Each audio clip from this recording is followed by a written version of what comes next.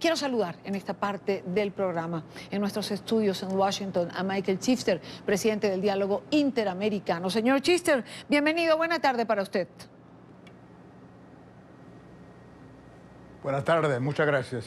Imposible no comenzar por lo que ha sido esta noticia de último minuto, y es la renuncia de Jeff Sessions. Y me gustaría tener su opinión en relación a eso, sobre todo cuando estábamos todos atentos a lo que era el análisis posterior a la elección de medio término el día de ayer.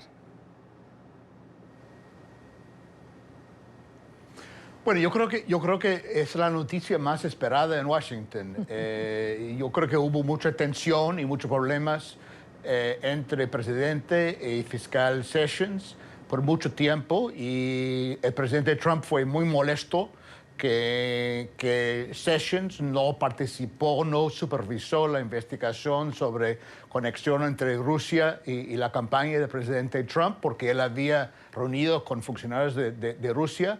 Y esto fue algo que Trump no le gustó. Y él, en los últimos meses, ha salido declaraciones muy duras con respecto a Jeff Sessions. Entonces, yo creo que todo el mundo aquí en Washington esperaba que, ya terminando las elecciones, que esto iba a ser el primer cambio en el gabinete del presidente Trump, y así lo hizo hoy.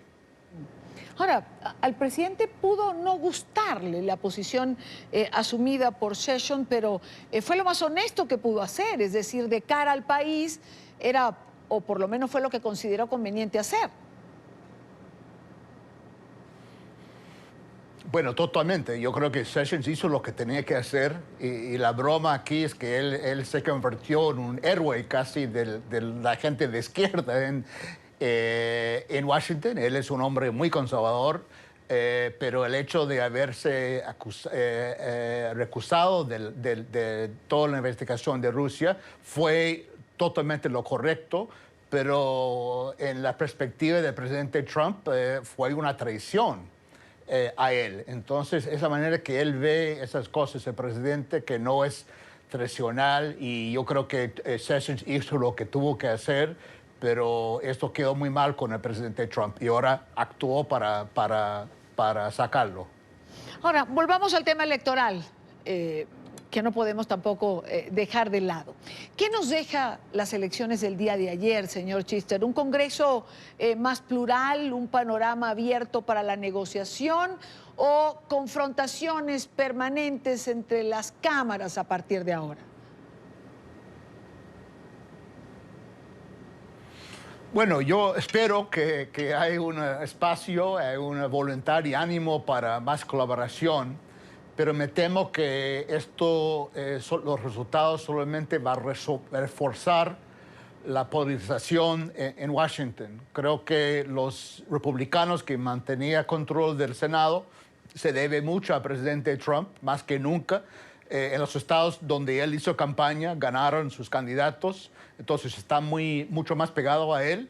Y los demócratas obviamente están en una actitud de hacer investigaciones contra el presidente Trump. Ahora tiene control de los comités claves en la Cámara Baja, tiene mucho poder en esa posición, y creo que obviamente no va a provocar una reacción muy positiva por la Casa Blanca el hecho que van a hacer investigaciones y hay acusaciones de escándalos de mucha gente de su gabinete, su equipo, y obviamente de él, y la falta de presentación de sus impuestos. Hay una lista larga, y no me cabe duda que por lo menos en algunos temas los demócratas están muy decididos a rendir cuentas, cumplir su función y ser un contrapeso al Ejecutivo, y esto no va a generar una reacción muy positiva por parte del presidente. Entonces, me temo que vamos a ver una situación bastante dura, tóxica, polarizada, aún más lo que hemos visto en estos 2 primeros años de la administración Trump. Bueno, de hecho, señor Chifter, el presidente Trump en la rueda de prensa de hoy ya decía, y lo advertía también en su cuenta de Twitter, si me investigan, investigo. Es decir, no nos vamos a quedar de brazos cruzados.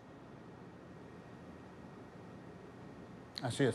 No, y en algunos aspectos él le encanta luchar, le encantan las batallas, él es más feliz cuando está luchando, cuando está peleando. Entonces esto puede ser como casi como algo, un regalo para él, porque él es lo más entusiasta, más energética cuando está luchando. Entonces yo creo que lo que hemos escuchado del presidente hoy y lo que escuchamos de líderes del Partido Demócrata anoche y hoy también, se va con un choque. Yo creo que no hay mucha duda. Los demócratas líderes están decididos a hacer, por lo menos en algunas investigaciones, y el presidente va a resistir y va a luchar. Y yo creo que esto creo que va a dejar muy decepcionado mucho electorado que quiere resultados, quiere logros administrativos, quiere sobre temas de salud y temas de educación y otros temas, pero dudo mucho, dado el ánimo y la actitud de ambas partes, que van a llegar a un acuerdo y van a poder lograr algo.